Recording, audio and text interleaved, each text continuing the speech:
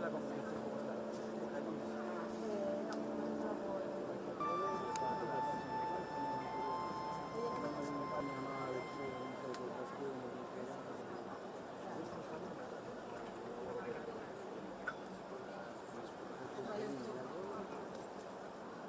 E raccoglimento, evitando di innalzare cartelli e sventolare bandierine e ondear banderas.